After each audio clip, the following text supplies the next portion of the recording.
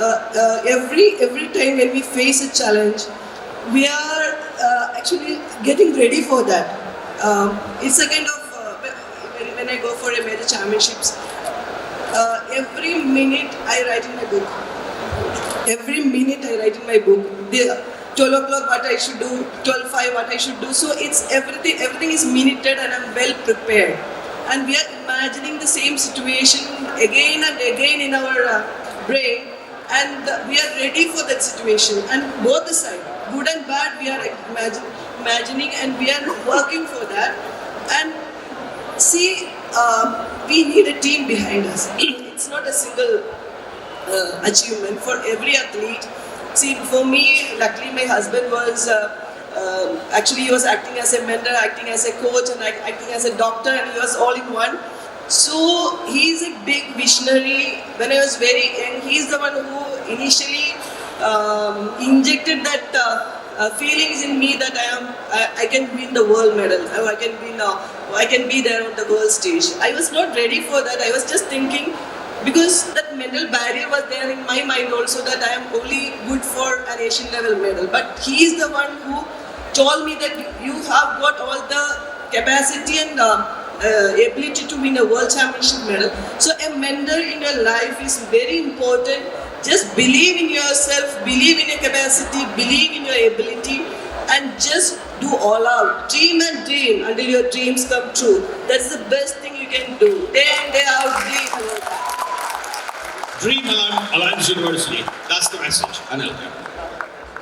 I think in sport, especially when you're playing in a team sport, it's not about looking at another colleague as your competitor. The competitor is yourself. You're competing against yourself day in, day out. How can you get better than what you were yesterday is the biggest sort of question that you constantly ask. And what can you do consistently towards achieving that? Because the moment you start thinking that I need to play for India, yes, that dream is there. But how do you do that? You can't constantly start putting pressure saying, oh, the selection trials are tomorrow, so I have to do this. The moment you start giving outside influences, so to speak. I mean, selection is not in your hands.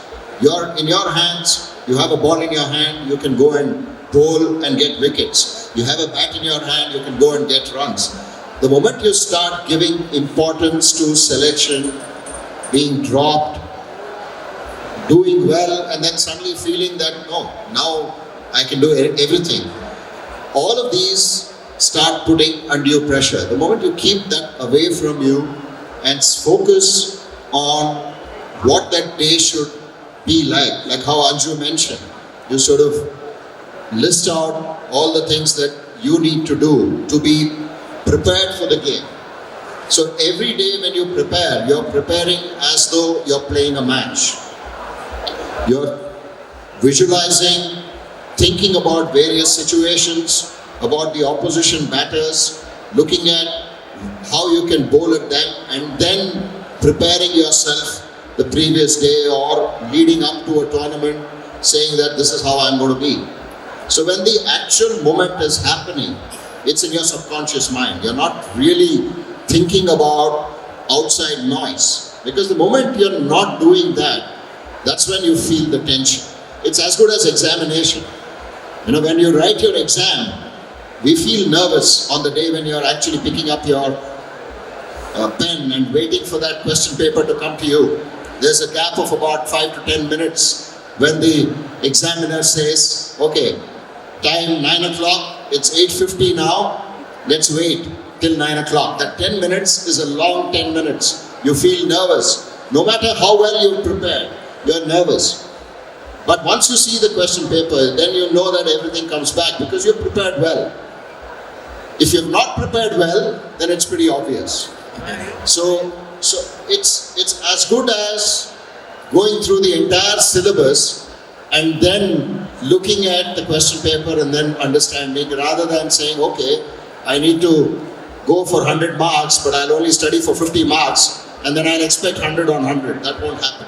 So it's very similar to that when it comes to preparation in sport as well. So the moment you start conditioning your mind to all of this, challenges become easier. So you love those challenges. You want to be in that moment when things are tough because you're prepared well, and that's what determines who you are as a character. When things are easy, it's easy to go there and then do the job. When the opposition is finding it difficult to come in and get your wickets is easy. When it's 100 for no loss or 200 for no loss, and then the captain is looking out who's going to come and bowl, that's when you need to put your hand up and say, look, this is challenging, I want to overcome this. And those are learnings, it's not a failure. People think that success and failure are opposite words. It isn't. Failure is a part and parcel of the journey. You can't help but fail. But how do you get out of that? How do you sort of learn from those failures and then utilize that in the moments that, again, you sort of see in a situation is what determines how you accept those challenges and overcome them. I think the message is loud and clear, folks. Dream and of course prepare. And you have that nervousness. Once crunch time comes, you get going. It's pretty much poetry in action. In fact, I want to remind everyone that Suresh Menon writing in Cricket Info about the Antigua test called Anil Kumble Lionheart. Yeah, a round of applause for both those points. Thank you. Which brings me to the next question, which is, Anil, you have 10 week, ma'am, you work with your sports foundation, and you raised the issue of mentoring. How does this happen? I mean, how important is that mentor in your life?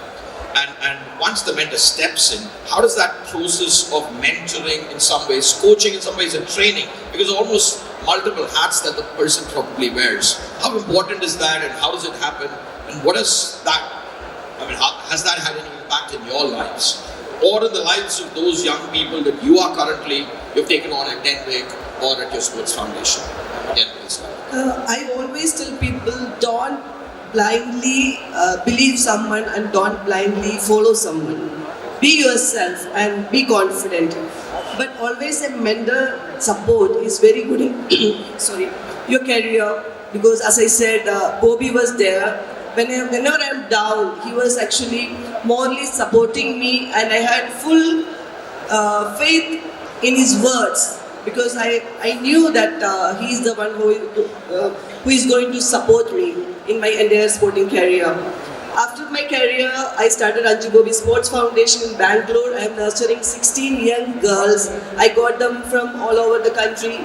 They came to me at the age of 13 and 14, very normal girls, village girls. But if you come and visit my academy, you can see all international types of figures there. That type of mentoring I am doing there. I am grooming the young kids. It's not only I am teaching them how to do sports, how to do jumps. I am grooming a good next generation for our country, and someone can look up to them, and they can, for the next generation girls, actually they can dream big. That if they are good enough in any area, if they have any talent, they can be like them, or they can reach any position.